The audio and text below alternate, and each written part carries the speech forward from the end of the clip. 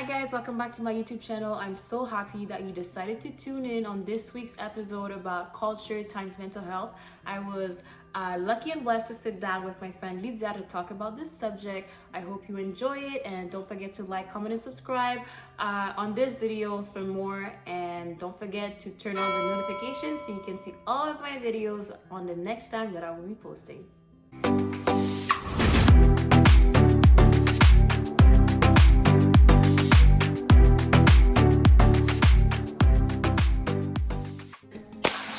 Well, okay.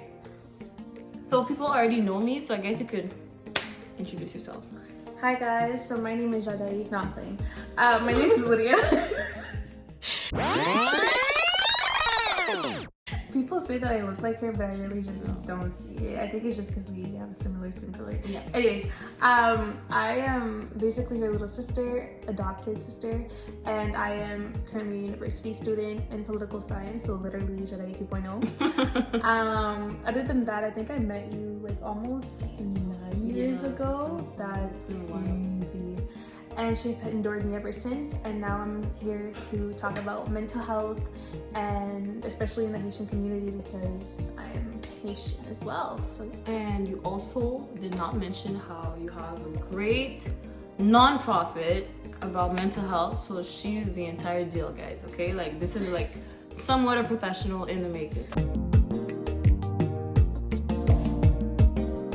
What I'm proud about my culture is the fact that Haitian people are very resilient, and I am very careful when I use the word resilient because I feel like I've had this discussion this week in a panel, and I feel like when people use the word resilient, we look like, let's say we look at the Black women.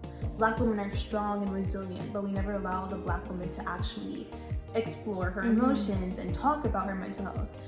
But the Haitian people that I've seen and encountered and even read about in my own history books is the fact that we helped a lot of people liberate themselves from 1804. Yeah, you know?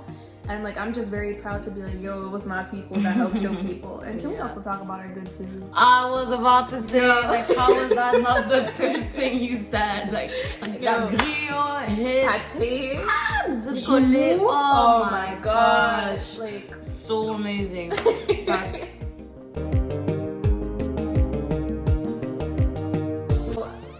Being a Haitian woman, I think that discussing mental health is very taboo. Coming out myself to my family about my mental health issues. You didn't even let me finish my sentence. I was so shook. I was like, what? The Haitian community does not react very well towards mental health. Like, let's be real. In grade 11, I talked to a social worker and my family found out. Munfu. Yeah, that's exactly what they told me I would look like if I continued seeking help. And I think it's not because they want to be insensitive. I think it's just because there's a lack of education around the subject. And I think that as a young Haitian community that we are, it is our responsibility to educate our parents and tell them that, like, yes, it's okay to deal with our traumas on our own, but sometimes we need more than prayers or good routines or good work ethics to solve these problems. So I think that's how I see the stigmatization of mental health in our community. And like, same for me. Like, I'm not saying that you should not pray or you should not fight in the spiritual battle, but I feel like for me, when I was dealing with all my stuff, it was a big like stigma or taboo, or just like, oh, like maybe you don't pray enough, or maybe you're not like Christian enough, or maybe you're not this or that. And it made me feel so bad because I was like, wait, I'm praying, I'm like seeking God, I'm praising all those stuff, and why am I still having those panic attacks, or I'm like, why am I still depressed? So I feel like she said, it's so important to actually talk about those things in the Haitian community, and that's something we don't do. So then our parents or our community or church members or just older people or just even like younger people that are being raised by those Haitian parents, like when you tell them that you have mental difficulties in your life, they're gonna look at you so weird or so like you're possessed or stuff. So Haitians, we need to do better, okay? Generally speaking, I am half white, half black. No. No. You know, some people actually don't believe that I am. And some people actually ask me if I am, but no. She is, I'm not, okay? But basically, I feel like on the Canadian side, like if I were to go speak about it, it'd be so much easier because it's like, oh, okay, like how can we help? However, on my Haitian side, it's more like, man, salt and pepper everywhere in the house, onion. Oh my gosh. And I feel like it's just the lack of education, and I think like now it's like it's more like because I do the foundation with my aunt and like we advertise it so much and we speak about it, it's like okay, there's finally an understanding, but it's like it took us 2-3 years to get here because let's say like back then people could not be like, yo, mom, come and pass something. Oh my bad, mom, I don't feel good. Mom, like I am very stressed. Oh, I don't need. What do you have anything to be stressed about? You don't pay bills, you don't pay rent, you don't even pay your school, nothing. What do you have to be stressed about? Like you don't have to be stressed. Like you're good. Like you see what I mean? And it's like damn.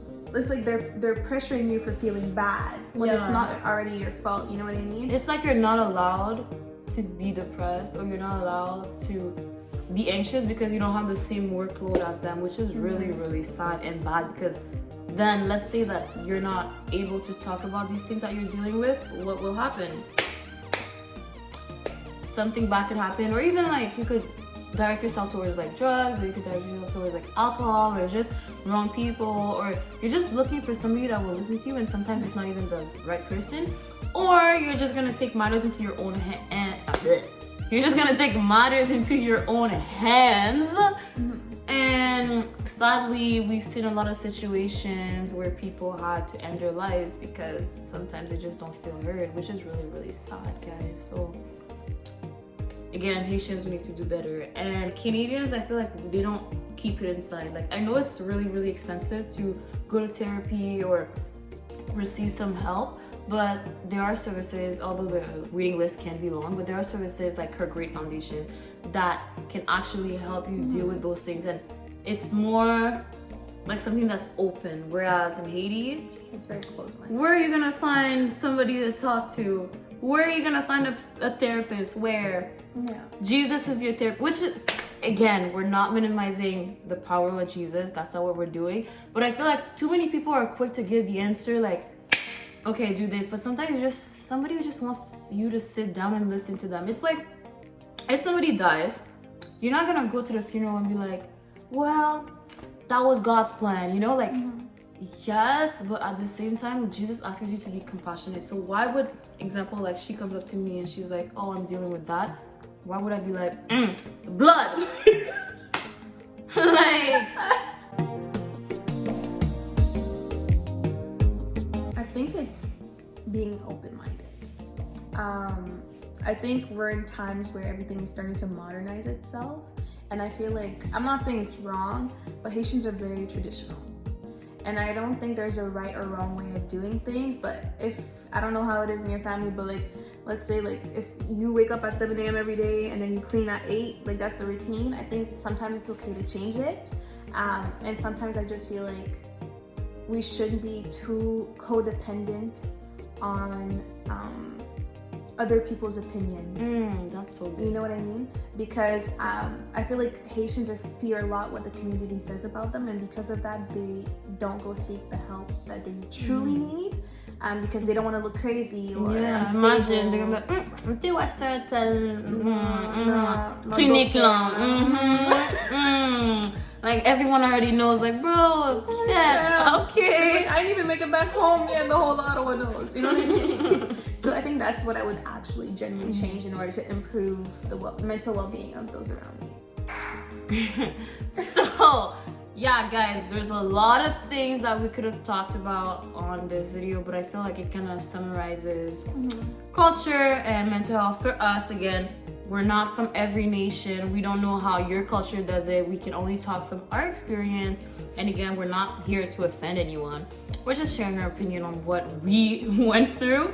And yeah, so what was I gonna say? Goodbye?